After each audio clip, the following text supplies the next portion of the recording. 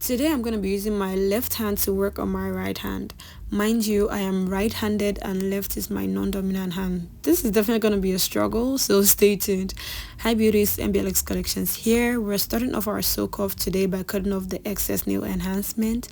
Then I'm going in with a coarse drill bit to file off the bulk of the nail. This is a gel set I did, and I had it in for about 4 to 5 weeks, so it was time to take it down. So I'm just gently filing off the gel polish on the nail and also filing a little bit into the soft gel tip, just so that I reduce it and also reduce the amount of time it's going to take to soak off. So after filing, I just dust off every particle on my hand, and right here I have some lifting going on.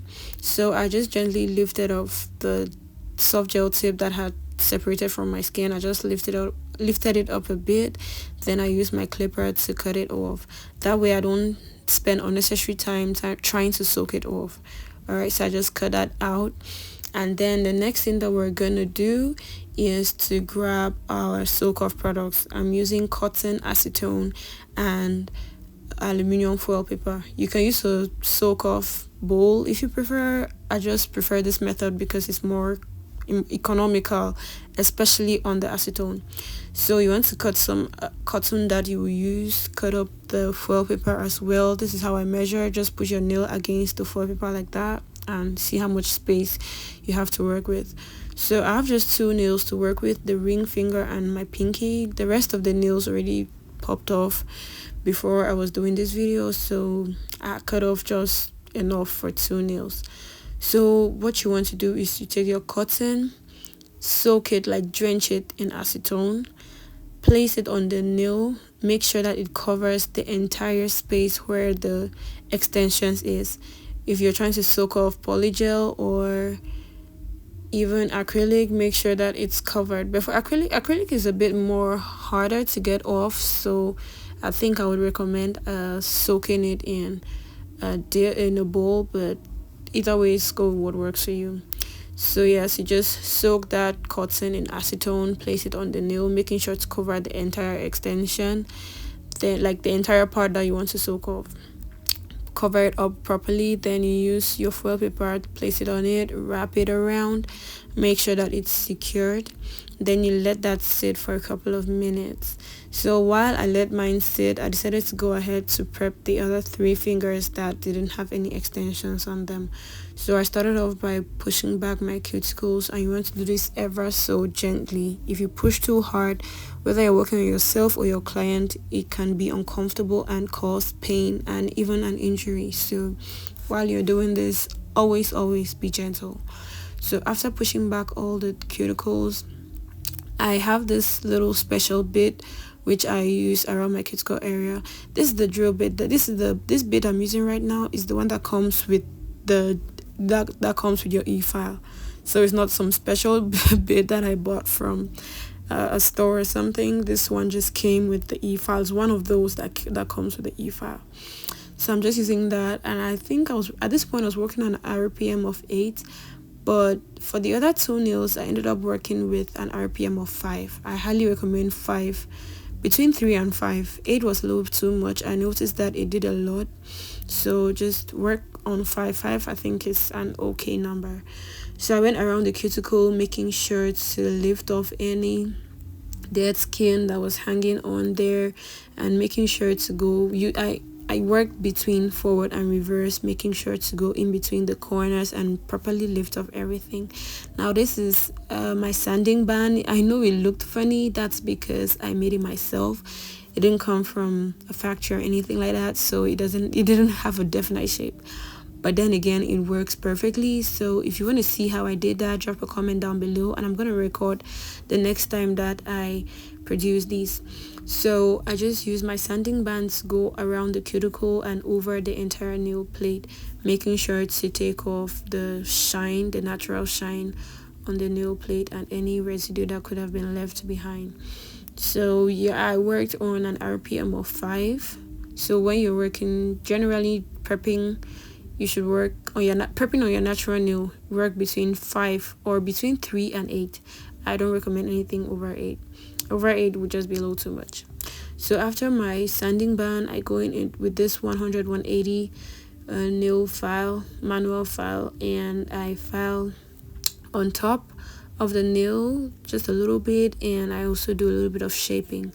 Now this cuticle cleaner, I know you saw me cleaning it with acetone before you come for me. This is a cuticle cleaner I use only on myself. I do not use this particular one on clients. So I use this only on myself. When a client comes in, I take a new one from the pack and I dispose of it after I'm done with them. But this particular one I just reserve only for myself. So I just have the tendency to clean before and after use. So I use that to go over my cuticle area, making sure to clean out the cuticle that I lifted off from the skin, the excess cuticle.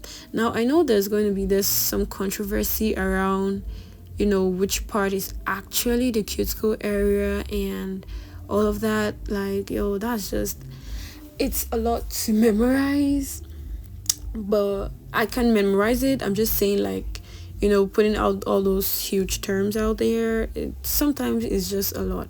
So sometimes I just, it's better to just simplify it. So yeah, do not come for me.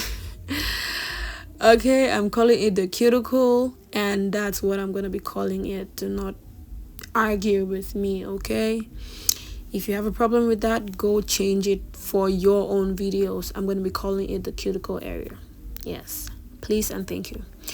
So after cleaning out my cuticle area, I'm going to go into the nails that were soaking off. Excuse me. I'm going to go into the nails that were soaking off. I just take it off gently, then I use my cuticle pusher to gently scrape off the soft gel tip that has been melted.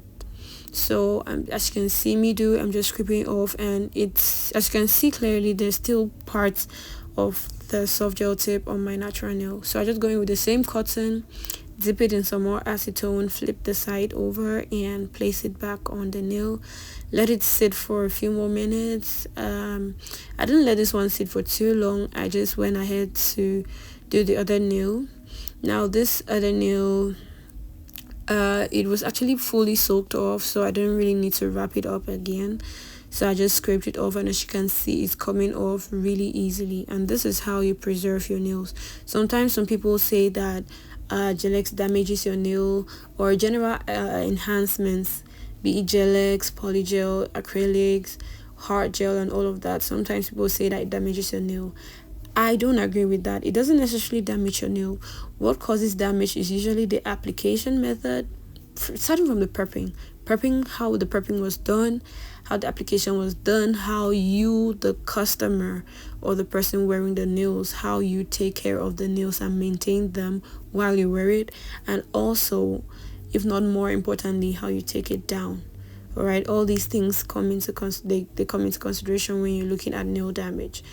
Okay, so let me just put it out there that nail enhancements do not directly cause nail damage unless you have some kind of allergy.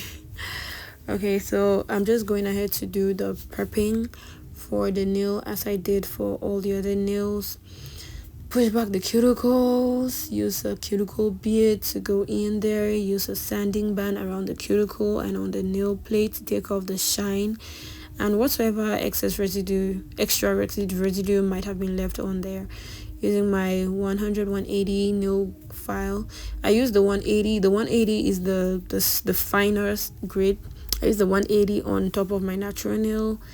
Then I use the 100 to do the shaping of the nail. Can you see that nice smooth clean almond? So after that, using my cuticle cleaner to clean out the excess cuticles, or should I say the dead skin around the cuticle. And as you can see, I'm using my thumb to gently pinch the skin away from that inner corner so that the cuticle cleaner can really get in there and clean out everything. So for all the nails, you want to just make sure you do that, especially for those who have the deeper corners of the nails, like those whose nails or side nails are a lot deeper. So you want to make sure, whether you're working on yourself or you're working on a client, make sure you use your fingers to pull back the skin and gently get in there. So after that, I did the pinky off camera, And right now I'm just going in with a buffer all around all the nails. So I'm doing the top and the free edge for all 5 nails, and I'm just doing just gently just to smooth out any roughness that could have been left behind by the sanding band or the manual file. So after that, I'm just dusting away all the particles, making sure that we have a nice clean surface. So far, if you're still watching, please make sure you like, comment, share, subscribe to the channel so that you do not miss our further or future uploads. So the next step I always do is to spray some rubbing alcohol on my nails and use a mini brush to just really get off all the particles that could have been left there. Then I use some alcohol on a square cotton pad and just go in there and get a nice proper clean off. And that's it for my nail prep. This is how my nails are looking. I do this all the time for myself, with my clients. Check out the next video to see how I do the application. See you in the next one. Bye.